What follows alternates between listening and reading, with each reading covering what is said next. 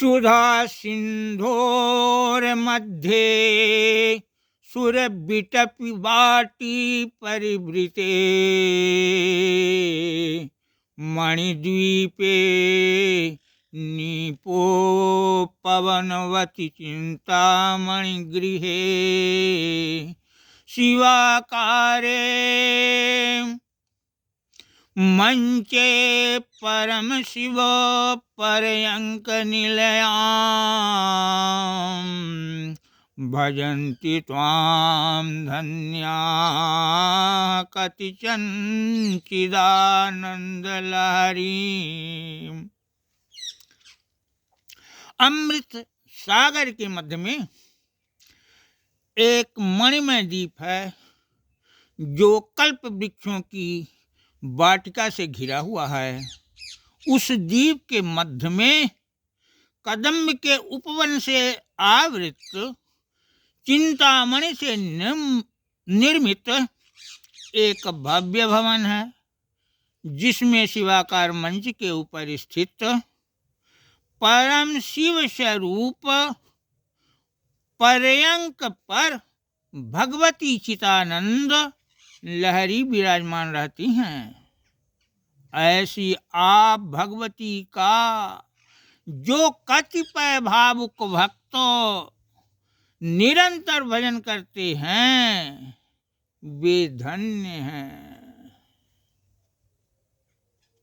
एक बार हिमालय माता महेश्वरी से पूछते हैं, शिवे, जिस देह को प्राप्त कर यह जीव पुण्य कार्य करके स्वर्ग प्राप्त करता है, वह देह किस प्रकार उत्पन्न होता है? यह जीव पुण्य के क्षीण होने पर पुनः पृथ्वी पर किस प्रकार आ जाता है? यदि आप मुझ पर कृपा रखती हैं तब मुझसे बतलाइए। पार्वती जी बोली, क्षितिर्जलम तथा तेजो वायुराकाशेवोचा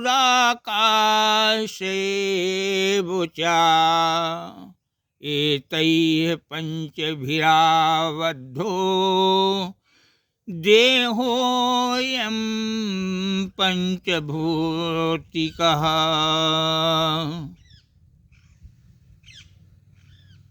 पृथ्वी, जल, अग्नि, वायु और आकाश, पंच महाभूतों से यह देह निर्मित है।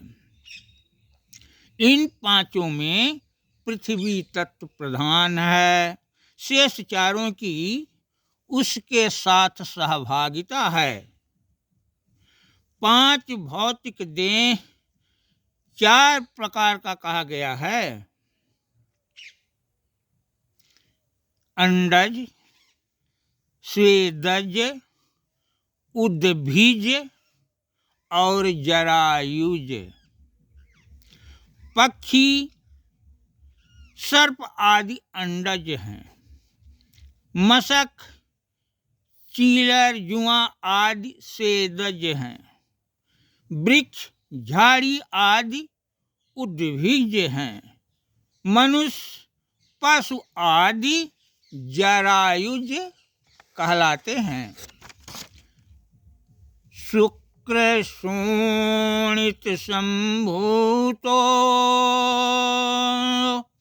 देहो जेयो जरायुजः भूयः स त्रिविधो ज्ञेयः पुंस्त्री क्लीब विभेदतः। शुक्र, रज आदि से निर्मित देह को जरायुज समझना चाहिए। उस जरायुज को भी पुरुष, स्त्री तथा नपुंसक भेद से जाना जाता है। शुक्र की अधिकता से पुरुष, रज की अधिकता से स्त्री, तथा उन दोनों की समानता से नपुंसक होते हैं। महामते, पुत्र और पुत्री का जन्म कैसे होता है सुनिए। रजो धर्म के चौथे दिन स्त्री ऋतु स्नान कर शुद्ध होती है।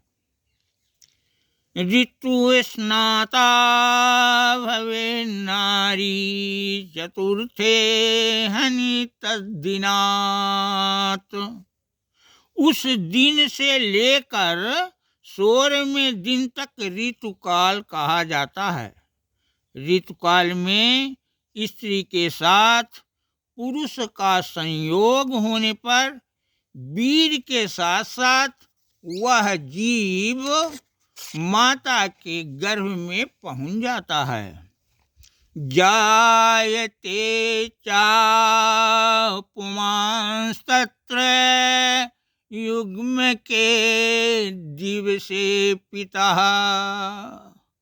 रजो धर्म के चौथे दिन से सम दिनों में यानी चौथवें, 8वें, 10वें, 12वें, 14वें, 16वें इन दिनों में दिन यदि रविवार, मंगलवार, गुरुवार पड़े समागम करने से लड़का पैदा होता है।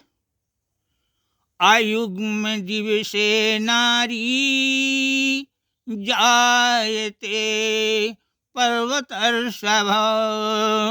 पर्वतराज, विषम दिन में यानी 5वें, 7वें, 9वें, 11वें, 13वें, 15वें, 17वें जिनमें दिन सोमवार, बुधवार, शनिवार हो, संभोग करने से लड़की पैदा होती है। सज्जनों, जिन्हें पुत्र की आवश्यकता हो वे विषम दिनों में वैराग्य धारण कर लें। ऋतु स्नाता तु कामार्ता मुखम यस्य समीक्षते तदा कृतिः संततिः स्यात् पश्येद वर्तुराननम्।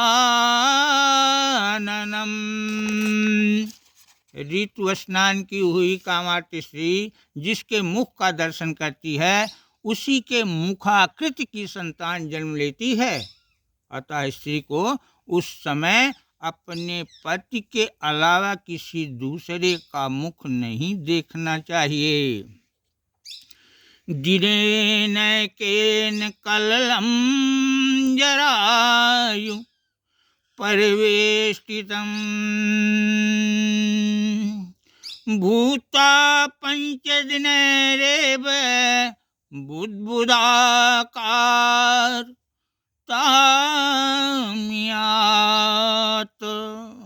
महामते, वीर स्त्री के योनिस्थ रज से मिलकर एक दिन में कलल बन जाता है। वही कलल अत्यंत सूक्ष्म झिल्ली से आवृत होकर 5 दिनों में बुलबुले के आकार का हो जाता है। सूक्ष्म आकार की चमड़े की झिल्ली में जिसे जरायु कहते हैं उसमें वीर रज का योग होता है। उसी से गर्भ उत्पन्न होता है। उसे ही जरायुज कहा जाता है। 7 रात में वह मांसपेशियों युक्त हो जाता है। फिर एक पक्ष में वह जो पेशी होती है उसमें रक्त प्रवाह होने लगता है। 25 रात में देह के अवयव अंकुरित हो जाते हैं। महामते, 1 महीने में कंधा, गर्दन, सिर, पीठ और पेट ये 5 अंग निर्मित हो जाते हैं। दूसरे महीने में हाथ पैर हो जाते हैं। तीसरे महीने में अंगों की सभी संधियां उत्पन्न हो जाती हैं। चौथे महीने में अंगुलियां बन जाती हैं। उसी महीने में उसके भीतर जीभ की अभिव्यक्ति हो जाती है। तब माता के गर्भ में वो चलने लगता है।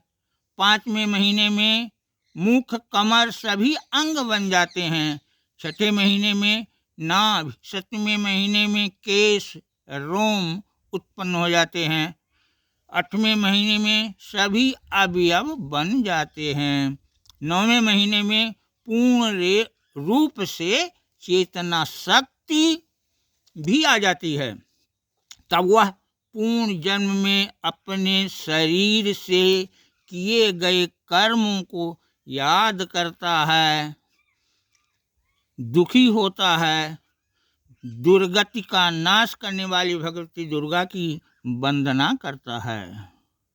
यदि गर्भ में दुख से मुझे इस छुटकारा मिल जाए तो मातेश्वरी दुर्गा जी, मैं आपको छोड़कर विषयों का सेवन नहीं करूँगा, आपकी भजन करूँगा, आपकी भक्ति, आपकी सेवा से पुनः अपने संस्कार सुधारूँगा।